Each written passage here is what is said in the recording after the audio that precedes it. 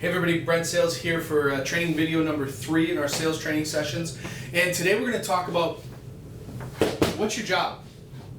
You know, a lot of salespeople come in and they go, I don't really know what I'm supposed to be doing. What's my job? Sell cars? Okay, that's my job.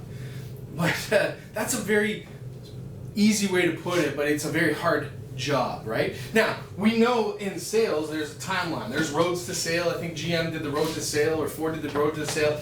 Joe Verdi does the first impression, followed by a well-scripted grading, where we build rapport and investigate, give value-based presentation, soup demonstration, take them on a service walk, follow up with an evidence manual, and then we close. Now we've added vehicle selection in there, we've added the locker room in there, we've gotten rid of the evidence manual, and we put in follow-up.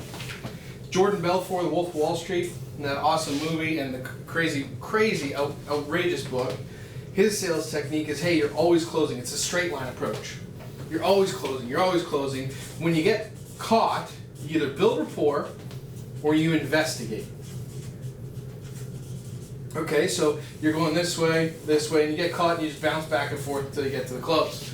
Honda has this wheel, I think. Toyota has something else. Anyways, this is like here, demo, needs analysis, closing, questions, negotiation, all those things.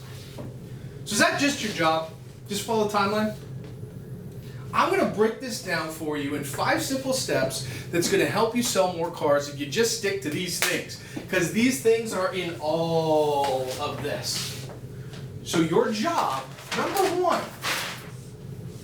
one, is to build relationships. We all know it's easier selling to a client who we feel has become a friend. It's easier selling to a friend. It's easy selling to a family member because we have a relationship of trust built through the years or built through the months or built through the days. So your number one job is to build relationship with clients. That's it. That's the number one thing you need to be doing. How am I going to build relationship? I'm going to build rapport, right? That's what we're talking about in the timeline, building rapport. How do you build rapport? You got to find that commonality between you and the client. Okay? Rapport is power. With rapport, you get customers and clients who listen. With rapport, you can say to them like a friend, stop it, stop kidding around.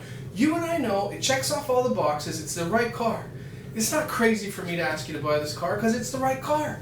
And they go, yeah, okay, I'm in.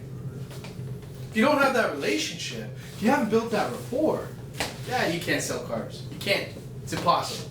The only way to sell cars, if you don't have this, is to keep lowering the price till it's low enough and they don't care about the relationship. And that's not going to keep you in the car business or you in the sales industry, and it's not going to make you any money. It's not going to make customers happy. Number 2, I can't stress this one enough. In all of the sales timelines techniques is investigation or needs analysis.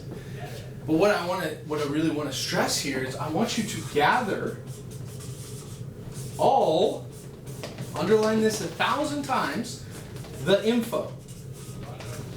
Don't gather some of the information, gather all of the information. Know who is going to be driving the car, who is going to be buying the car, why are they buying a car, what problem am I having to solve here. All of the information about the trade, all the information about the family, all the information about everything to do with that car deal, to help them make a better decision, to help you solve their problem, and to help your sales managers, your GSMs, your team leaders structure a deal that's beneficial for you and for the customer. Okay? So if you don't gather all of the information, gather just some of the information, you're going to have a big problem in sales. Number 3, demo. This one, I don't understand why we don't stress enough that you have to give an amazing demonstration, because nowadays this is actually the only step. This is the only one. This is the one that can't be done online. You can't test drive a car online. You can't feel the engine. You can't feel how it shifts. You can't push the buttons or play with the buttons. Customers can do price negotiation online.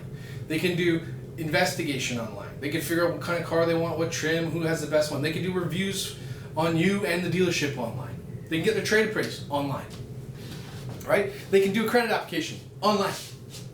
But they cannot and will not be able to do demos online in a way that ever makes sense. So this is the part where you gotta really sell. Transfer the belief that this is the right car. It check marks the boxes. Have them go, I love this, I can't leave here without it. That's what the demo's for. This is the emotional part.